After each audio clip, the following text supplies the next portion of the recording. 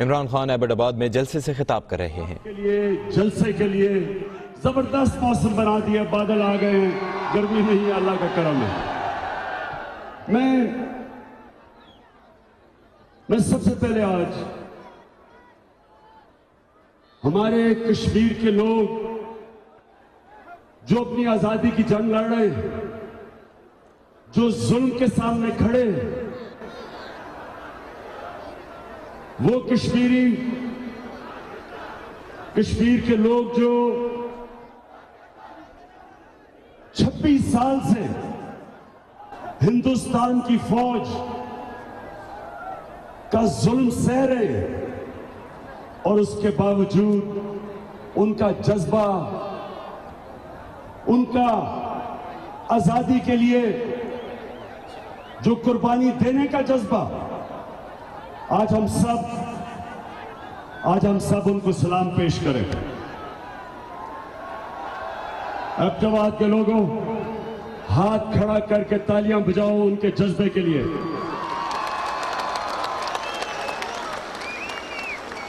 मुझे खास तौर पे जो खुशी हुई कि कश्मीर के स्कूल की बच्चियां वो भी हिंदुस्तान की फौज के सामने खड़ी है, वो भी आजादी मांग रही है। तो एक चीज याद रखना, जब एक कौम उसको शऊर आ जाता है, उसको समझ आ जाती है कि गुलामी क्या है, आजादी क्या है, कभी भी उस कौम को कोई गुलाम नहीं बना सकता।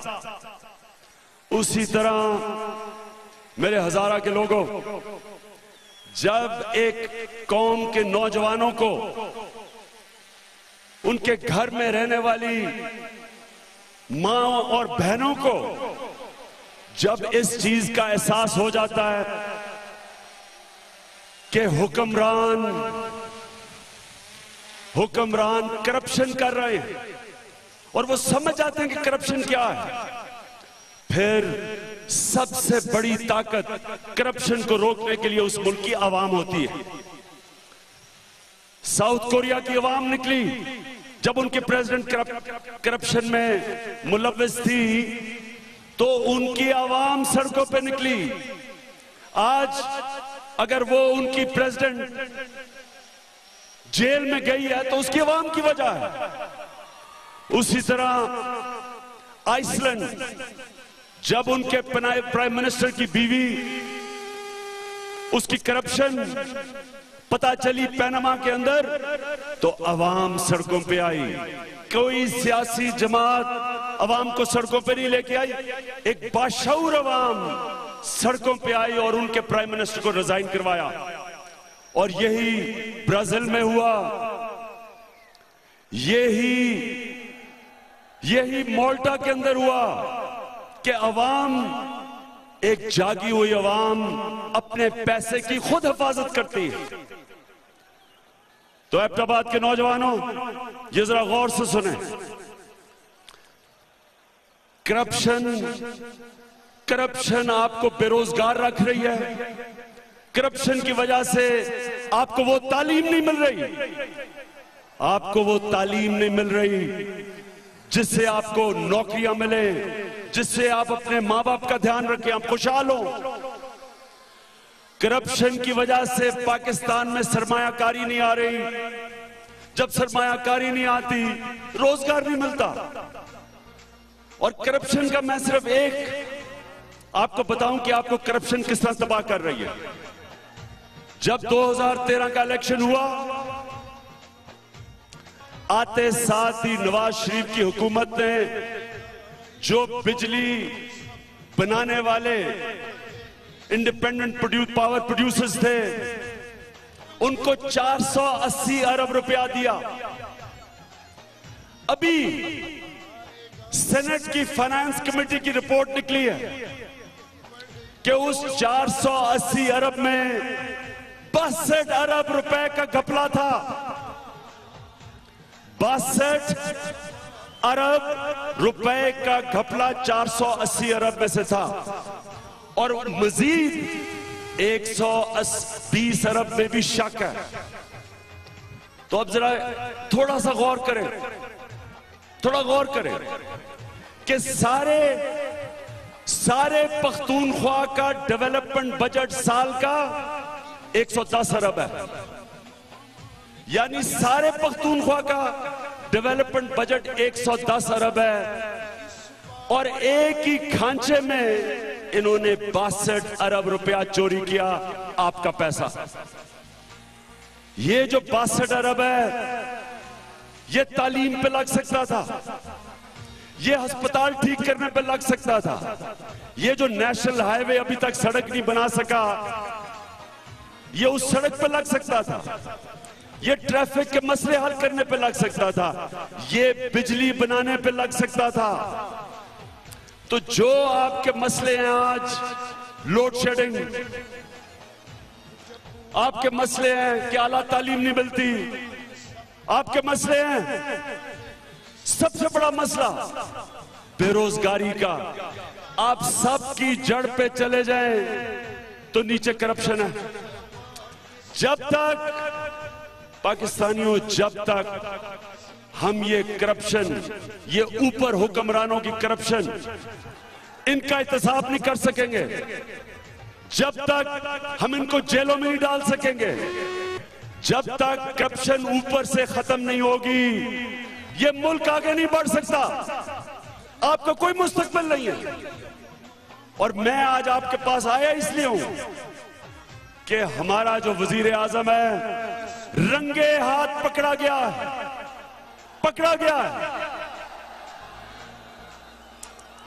जो सबको पता था सालों से कि इसने पैसा चोरी करके मुल्क से बाहर लेके गया है, इसने मनी लॉन्ड्रिंग की है, वो साबित हो गई पैनमा के इंकशाफ में।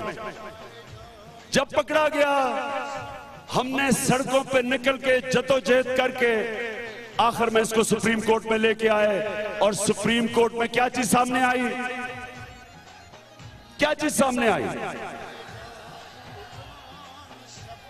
सुप्रीम कोर्ट में कतरी का खत सामने आया। मैं फिर से कहता हूं कि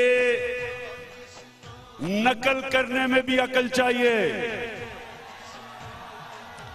यानी अगर आपने कोई, हम समझते थे कि जी बड़ा तजर्बाकार है नवाज शरीफ, डाका मारा था तो कम से कम कोई इसने कोई बड़ा जबरदस्त किस्म का बहाना मारा होगा कि पैसा बाहर कैसे गया। लेकिन कतरी का क्या था? जब तलाशी ली गई सुप्रीम कोर्ट ने पूछा कि किधर से पैसा आया अरबों रुपए के फ्लैट लेने में, कहता कतरी ने दिया। पैसा बाहर कैसे गया? कतरी ने दिया। बच्चे अरबोपति बन गए, किधर से पैसा आया? कतरी ने दिया। अरबों रुपए के कर्जे देने थे लंदन में, किसने कर्जे दिए? कतरी ने दिए। नवाज शरीफ, तुम क्यों अपनी कौम को इतनी हकारत से देखते हो? क्या तुम समझते हो सारी कौम बेवकूफ है तुम्हारी तरह? चली है अब तहरीक के होगा ठीक, ये प्यारा पाकिस्तान दिल में। नौजवानों, मेरी बहनों, क्योंकि आपने भी घरों के अंदर देखे, हमारी ख्वातीन का उतना ही बड़ा रोल है जितना हमारे नौजवानों का है इस मुल्क में तब्दीली लाने का। अब ये सुने, ये जरा सुने, ये तहरीक इंसाफ इमरान खान नहीं कह रहा, ये अमेरिका के अंदर सर्वे हुई, उनकी स्टेट डिपार्टमेंट ने सर्वे की। अब बाशऊर लोग हैं, जरा गौर से सुने। उस सर्वे में क्या चीज सामने आई? उनकी स्टेट डिपार्टमेंट ने कहा कि पाकिस्तान में हर साल 10 अरब डॉलर की मनी लॉन्ड्रिंग होती है। मनी लॉन्ड्रिंग का मतलब, मनी लॉन्ड्रिंग का क्या मतलब है? मनी लॉन्ड्रिंग का मतलब कि चोरी के पैसे को मुल्क से बाहर भेजा जाए। एक तो चोरी होती है, करप्शन। एक करप्शन के पैसे को मुल्क से जब बाहर भेजते हैं, इसको मनी लॉन्ड्रिंग कहते हैं। 10 अरब डॉलर की मनी लॉन्ड्रिंग का मतलब 1000 अरब रुपया मुल्क से हर साल चोरी करके बाहर जाता है। जरा सब सुनो, गौर से सुनो। 1000 अरब रुपया जब इस मुल्क का हर साल चोरी होकर बाहर जाता है, आपको अंदाजा है कि कितना बड़ा आप पे जुल्म हो रहा है। नौजवानों, गौर से सुनो। ये नारे बाद में मारना, गौर से सुनो आपसे हो क्या रहा है। मेरा काम है आप में शऊर पैदा करना, ताकि आप अपने पैसे की खुद हिफाजत करें। ये आपका पैसा है। 1000 अरब रुपया पाकिस्तान से जब चोरी होके बाहर जाता है, जानते हैं उससे क्या आपको नुकसान होता है? सबसे बड़ा नुकसान ये होता है कि डॉलर की कमी हो जाती है। जब डॉलर की कमी होती है तो हम क्या करते हैं? हम IMF से कर्जे लेते हैं, हम बाहर से बैंकों से कर्जे लेते हैं। आप मुझे ये बताएं, आप में से कईयों ने, आपके वालिदैन ने कर्जे लिए होंगे, आपके वालिद ने कर्जे लिए होंगे कि पैसे की कमी हो गई। याद रखना, जब आप किसी के सामने हाथ फैलाते हैं, बड़ा मुश्किल काम है। एक गैरतमंद आदमी जब हाथ फैलाता है इंसान के सामने, ये आसान काम नहीं है, क्योंकि वो अपनी इज्जत खो बैठता है। पहली दफा तो कोई तरस खा के आपको पैसे दे देगा, आप दूसरी दफा मांगने जाएं, वो आपको और नजर से देखेगा। तीसरी दफा पैसे मांगने जाएं, आपकी इज्जत चली जाएगी। इसी तरह पाकिस्तान जब हर साल बेकारियों की तरह भीख मांगता है और कर्जे लेता है, इस कौम को गुलाम बनाता है, इस कौम की गैरत खत्म करता है, हमारी कौम की इज्जत खो बैठते हैं। पाकिस्तानी जो बाहर जाते हैं, मेहनतकश पाकिस्तानी, उन बेचारों से जो होता है, कई जेलों में पड़े हुए पाकिस्तानी, वो मेहनतकश पाकिस्तानी जो 20 अरब डॉलर हलाल की कमाई का बाहर से पाकिस्तान भेजते हैं, उनसे जो बाहर बर्ताव होता है, हरे पासपोर्ट को जिस नजर से बाहर देखा जाता है, मैं जानता हूं। मैं तो वो पाकिस्तानी हूं जिसको दुनिया जानती है। अगर मुझे अमेरिका में एक दफा 6 घंटे एयरपोर्ट में बिठा दें और एक दफा 4 घंटा मुझे अगर बिठाए, तो सोचे बाकी पाकिस्तानियों से क्या होता है बाहर। ये हमारे लिए शर्म की बात है। चोरी कोई करे, कर्जे कोई ले, कीमत कौम अदा करे, जिल्लत कौम को मिले। इसलिए मैं आज आपके पास आया हूं कि 1000 अरब रुपया साल का चोरी होकर मुल्क से बाहर जाता है। कौन लेके जाता है? बताएं, कौन लेके जाता है? बेचारा किसान लेके जाता है, मजदूर लेके जाता है, आम मेहनत के आदमी लेके जाता है, बिजनेसमैन लेके जाता है। ये वो लोग लेके जाते हैं जो पहले इक्तिदार में आते हैं, कौमी खजाना इनके हाथ में होता है, और उधर उस कौमी खजाना यानी आपके पैसे के ऊपर डाका मारते हैं। पैसा आपका जो चोरी होकर बाहर जाता है, कर्जे आप पे चढ़ाते हैं। जब आप पे कर्जे चढ़ते हैं, कैसे कर्जों की किस्तें वापस की जाती हैं? आपके ऊपर टैक्स लगाए जाते हैं, चीजें महंगी की जाती हैं। पेट्रोल के ऊपर 40% टैक्स लगता है। हर 1 रुपया, हर 100 रुपया, मैं आ रहा हूं उसके ऊपर, हर 100 रुपया जो आप पेट्रोल खरीदने में खर्च करते हैं, 40 रुपया टैक्स पे जाता है।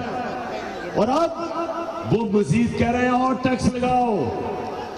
वो IMF कह रही है 40 अरब रुपए के इस कौम पे मजीद और टैक्स लगाओ।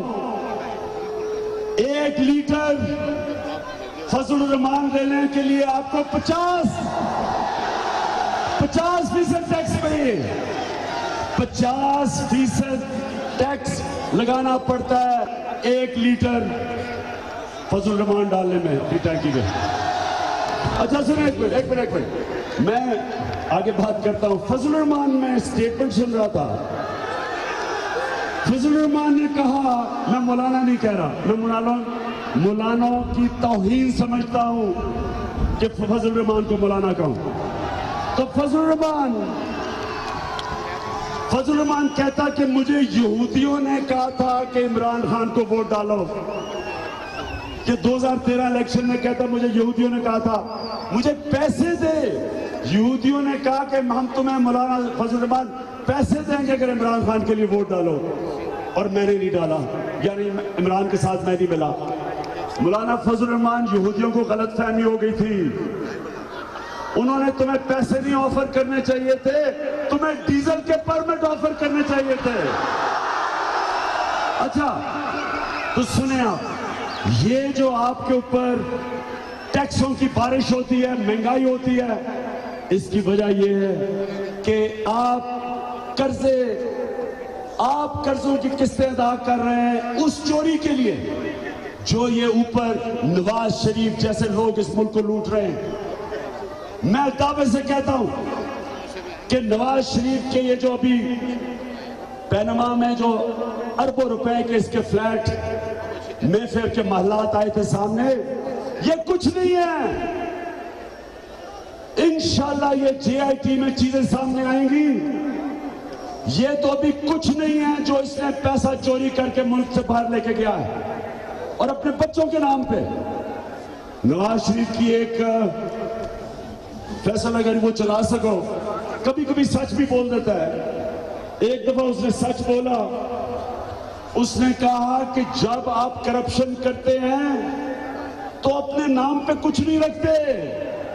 नवाज शरीफ आपने अपने नाम पे कुछ नहीं रखा, अपने बच्चों के नाम पे सब कुछ डाला है। 2 मिनट में लगाऊंगा, 2 मिनट में। ये बात मैं आपको भी सुनाता हूं मैं।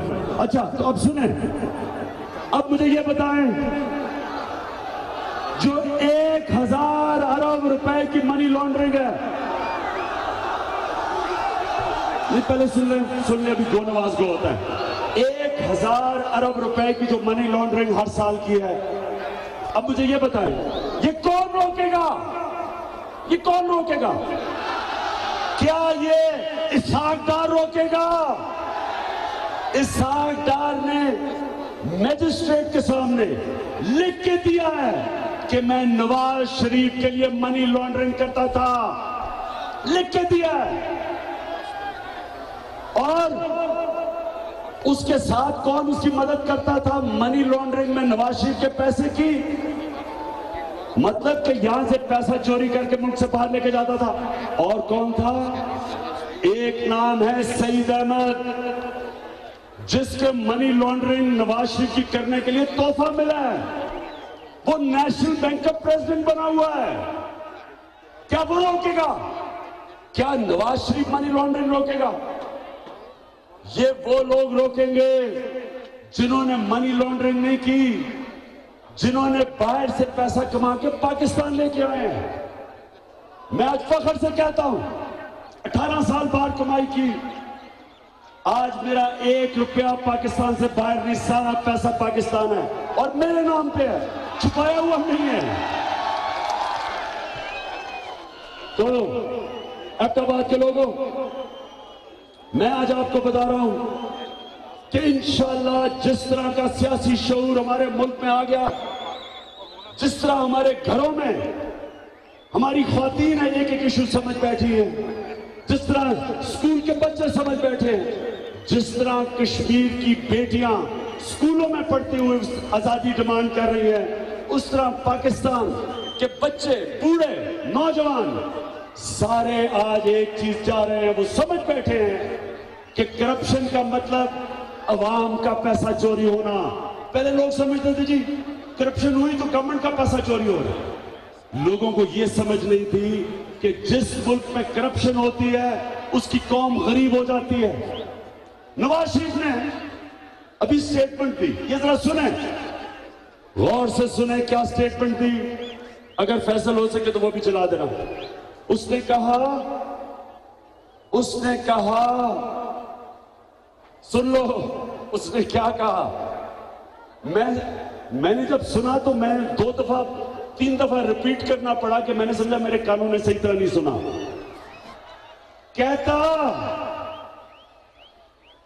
कहता कि यार देखिए, मैं इतने बड़े करप्शन के केसेस हैं, अगर मैं करप्शन के इतने ज्यादा करप्शन है कि अगर मैं करप्शन के पीछे जाऊंगा तो डेवलपमेंट नहीं होगी।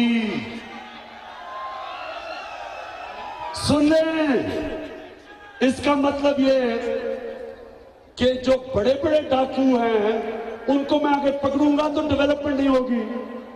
इसका मतलब कि जेलों में सिर्फ छोटे छोटे चोर जाएंगे। इसका मतलब ये कि पाकिस्तानी कौम को ये पैगाम दे रहा है कि अगर चोरी करनी है तो बड़ा डाका मारना, छोटी चोरी ना करना, जेल में चले जाओगे। बड़ा डाका मारोगे कोई नहीं पकड़ सकेगा तुम्हें।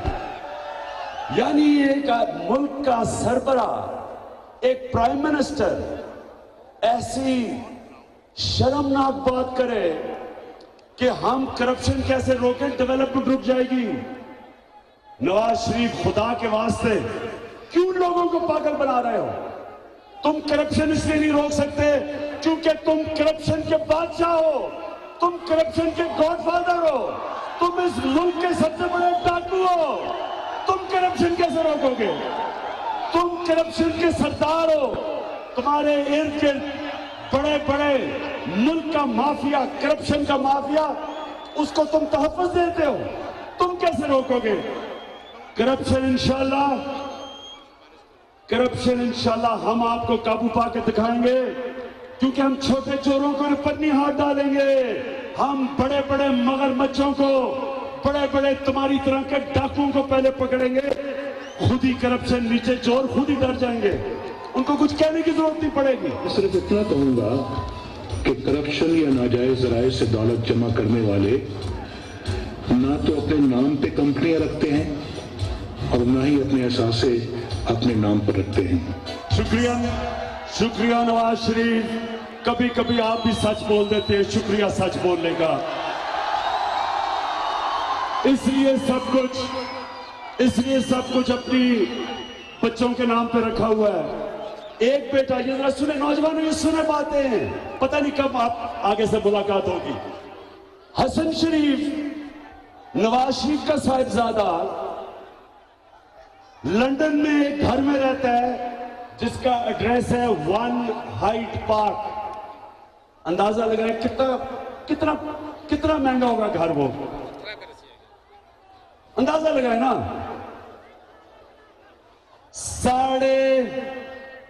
650 करोड़ रुपए का घर है,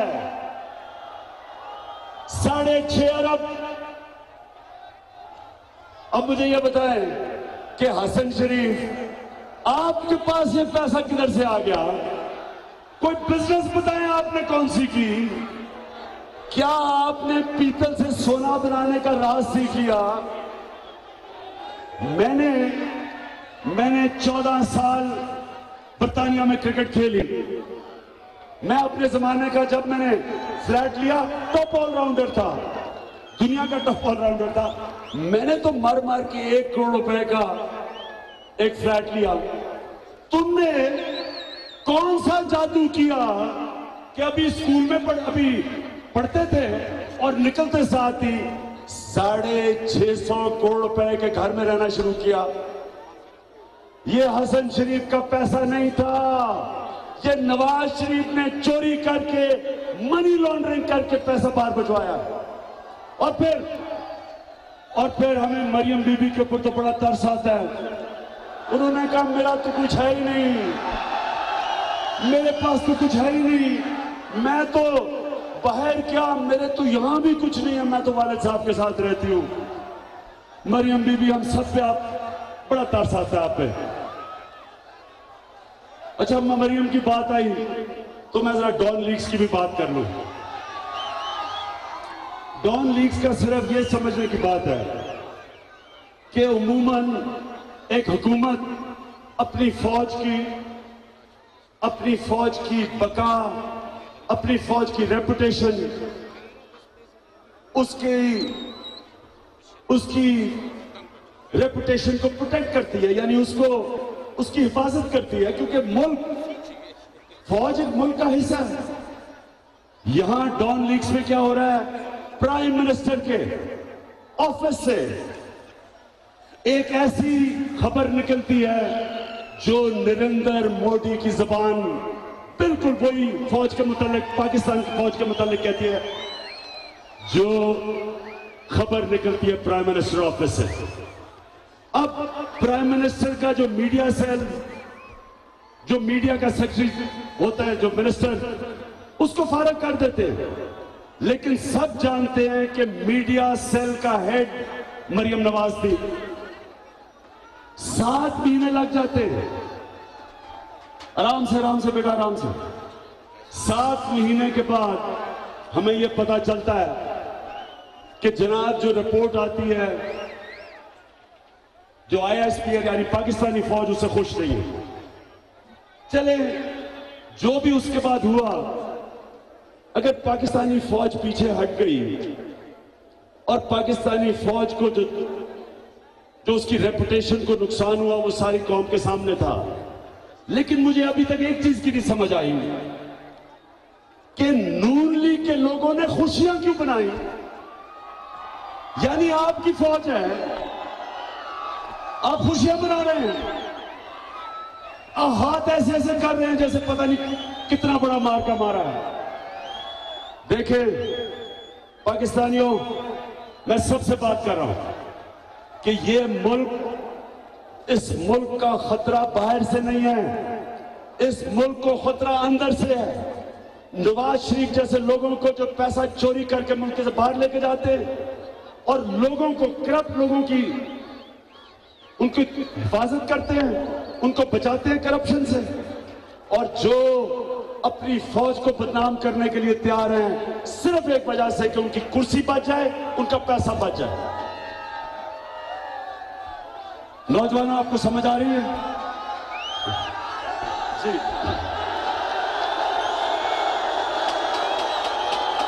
मैं आखिर में एबटाबाद के लोगों आपका शुक्रिया अदा कर, और मैं आप सबको, आज सबको ये पैगाम दे के जा रहा हूं कि दुनिया इधर उधर हो जाए, मेरा पैगाम नवाज शरीफ को है कि इमरान खान तुम्हें छोड़ेगा नहीं जब तक तुम्हें जेल में नहीं पहुंचाता। चेयरमैन तहरीक इंसाफ इमरान खान एबटाबाद में जलसे से खिताब कर रहे थे। इस दौरान उन्होंने नून लीग की हुकूमत को शदीद तनकीद का निशाना बनाया और तोपों का रुख वजीर आजम मियां मोहम्मद नवाज शरीफ की तरफ रखा। डॉन लीग्स पर बात करते हुए उनका कहना था कि समझ नहीं आया कि नून लीग के लोगों ने खुशियां क्यों मनाई, सिर्फ अपनी कुर्सी बचाने के लिए अपनी ही फौज को बदनाम करने पर तैयार हो गए।